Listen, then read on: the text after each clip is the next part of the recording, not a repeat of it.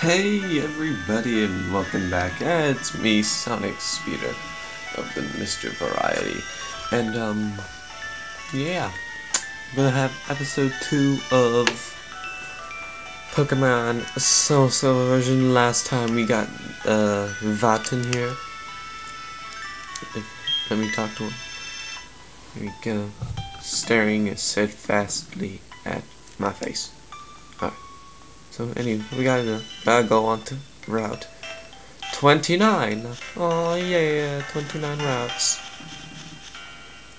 Alright, just walk on through here. The way I'm taking has been for me the sorry about that. Is usually the easiest way to get there for me, at least, by going to the least amount of grass and yet getting all the items that at least I know about. Here. Hold on a second, I'm trying to multitask, but it's not letting me do it. So up here, we have a potion. Oh, sorry about that, I'm trying to do stuff. Alright, Pokemon battle! Alright, so this is your typical battle. First battle I think we've had, right? Yeah, yes, that's fly. Got it. Alright, so on the bottom screen, let me show you this. Bottom screen, that's what the bottom screen menu looks like. I have the fight button, which has your Pokemon's attacks. There's the bag button, PP, HP restore items, status healers, Pokeballs, and battle items. You have your Pokemon option, which brings you to your team. Right now all we have is just Vatten. But when you click on a Pokemon, you can either click to shift it out, you can click summary, and it brings up this. And you can click the you also can click check moves down here, see what attacks it has. Then down here, it has summary and check moves, so you can just switch between those without having to click that button. You just click that button and that one to exit. Then also there's the run button. But I think just for showing you how a battle works, I'm just gonna fight Sentret. I'm not gonna be able probably to tell you right off the bat what Pokemon are in what route, but hopefully I'll be able to get on Bulbapedia or something, figure it out, and put in annotations of what Pokemon are in each route. So yeah, battle's pretty simple, you know, just have to click the attacks, knock out the other Pokemon without your Pokemon getting knocked out. Yeah. Trying to think. There's something I should tell you about it. Guess not. Right, so, yeah. But you can, in a wild Pokemon battle, wild encounter, you can just click the run button and you can run away. Though there is a chance it can fail. I think it's based on Pokemon speed, I believe. I think if the wild's Pokemon speed is greater, then you have a higher chance of not being able to run away. But see that tree up there? That tree will have some sort of importance to us later, but not right now, so we're just going to ignore it. And over here, we are in Cherry Grove City, and we're gonna get stopped by this old man. He's like, and he says, "You're a rookie trainer, I can tell. That's okay, everyone is rookie at some point." And that's not a good old man boy. And he says he'll show us a few things, and then he runs off, and we're just kind of sitting there like dumb. He's like, "Oh, I'm sorry, I forgot that you weren't wearing running shoes." Like, why do I need running shoes to run? So he's trying to go as slow as possible, even though he's still running. And we had to try to keep up with him, and he's saying that this building right here is the Pokemon Center. Yeah, we will be relying on them a lot. This is Pokemon Mart. So, Pokeballs, potions, etc. Again, another thing that will be very helpful for us. Next route is that way. There will be trainers on that route that will challenge you to a battle. And there's also Mr. Pokemon's house. So that's where we need to go next once this is done. And we have a bad pun right here. This is the sea, as you can see. Some Pokemon are only found in the water. And just keep on going here. And for finishing the tour, he says, "Here, it's my house. For your effort, for keeping up with me, I'll give you my running shoes. They're still warm." Got you, didn't I? Alright, so yeah, there you get some brand new running shoes.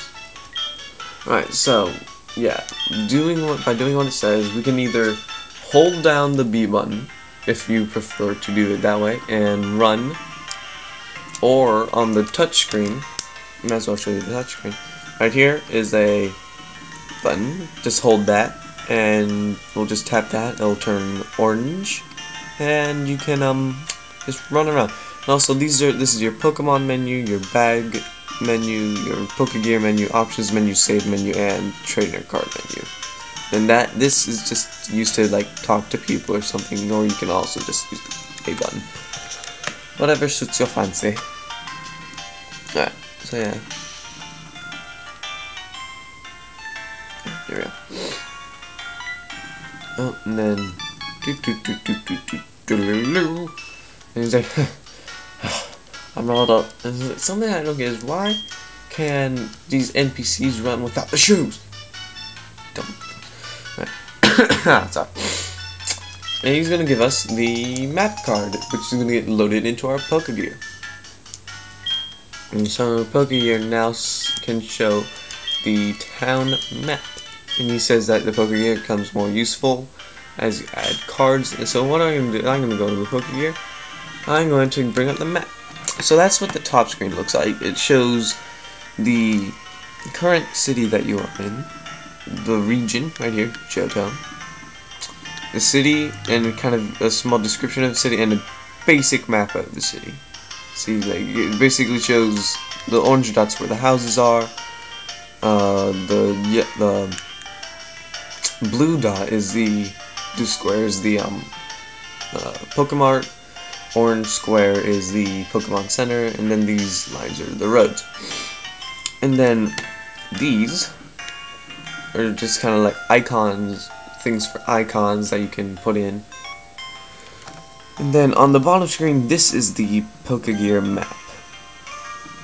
Hit the Y button to zoom in, or you can just tap that and then tapping that brings up this. Really, I don't get. Here we go to New Bark Town. We can tap that. We can bring tap Pokeball, bring it up, come here, tap that, so that Totodile. So he's kind of like, we can show that this is where we got Totodile or something. You know. All right. Yeah, that's the map screen. There will be something that it gets used for in a later on, but not right now. So yeah, as you can see now on New Bark Town, right here, Totodile, and the Pokeball. Oops. So yeah. Oh wait, no, it's the X button. It was the Y button brings up this menu. Alright, it's alright. Yeah. That's the map. Up here, we are now at Route 30. Oh my god, this video is getting long. I haven't done anything! Oh my god! Alright, so I should probably just start cutting out these battles. Wasting time! Yeah, running in this grass will, as I was saying, running in the grass will increase your chances of being attacked by wild Pokemon. That's what, in fact, I think this dude right here says. I don't know. Coming up here, we see an apricorn tree. That's what that tree is. apricorn tree in a house. You're thinking, oh, it's Mr. Pokemon's house. No! This is the, some other dude. If you say, yeah, he gives you, just keep pressing the A button. He'll give us the apricorn box. And what that does is we can hold apricorns in it. See, just come up to an apricorn tree. Gotta shake it a little bit. Apricorn pops out, and this one gives us a green apricorn. And then every 24 hours, the fruit will regrow on the tree. Back, and oh my, really? I'm back, and I just waited to get out of the grass before starting the recording again. So we get antidote right here. So you gotta keep on running up here, and battle. Again, I just cut ahead to where I was out of that grassy area, but it's not too hard to get up there. Just keep going up. Up here we have an apricorn tree, which has a pink apricorn. And right here is, in fact, Mr. Pokemon's house. Let's go inside.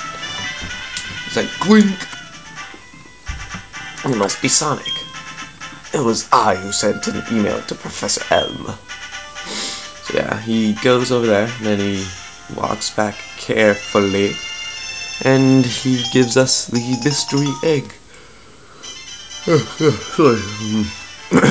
So he gives us the mystery egg, and we put in the key items pocket.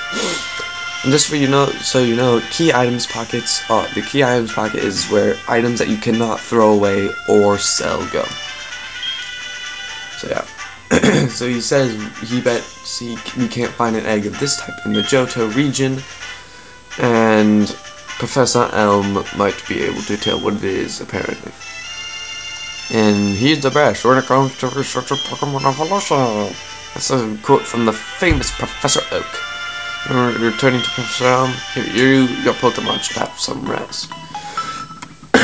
So yeah, he gives your Pokemon a rest. And a gling gling glang gling. And then this old man, which is Professor Oak. It's Professor Oak. Oh my god, fangasm. Alright, so he introduces himself as Professor Oak, a Pokemon researcher, and he's like, so you're Sonic. I was just visiting my friend Mr. Pokemon. I heard that you were running an errand for Professor Elm, so I waited here. This a rare Pokemon? Yes, it's a rare Pokemon. Very nice and awesome. So he says that we must be helping Professor Elm's research. So you understand why Elm gave you the Pokemon. You'll treat your Pokemon with love and cares, it seems. You know nothing. He's like, you seem to be dependable. How would you like to help me out? See, this is the latest version of the Pokédex. It automatically records data on Pokemon you've seen or caught. It's a high-tech encyclopedia. I'd like you to have it. We get the Pokédex, putting the final emblem onto our, final icon onto our menu on the bottom screen. Yeah. So he says that he has to go to Goldenrod City for his radio talk show, and he has a feeling that. Sorry. And then that we'll meet again, and but we exchange numbers with Professor Oak, so now we can ring him up whenever we want to check our Pokédex, have it evaluated. So yeah, the Pokédex menu. This is what the top screen looks like. Here's the bottom screen. It's all on the bottom screen. The bottom screen says what type of Pokédex you're in. It'll either be Johto Dex or National Dex. National Dex we will not get till much later on. Seen shows how many Pokemon you have seen in the wild. Obtained means how many Pokemon have you captured or obtained by means of trade, breeding, etc. Clicking the Y button brings up a search menu where you can enter in these different things for a search. So to search a Pokemon. Open just does that. Quit brings you out of the thing. Bring up the thing again, and again pressing B to quit brings you out of the Pokédex. But you can either press the A button, click the open button, or just slide like that to open up the Pokédex.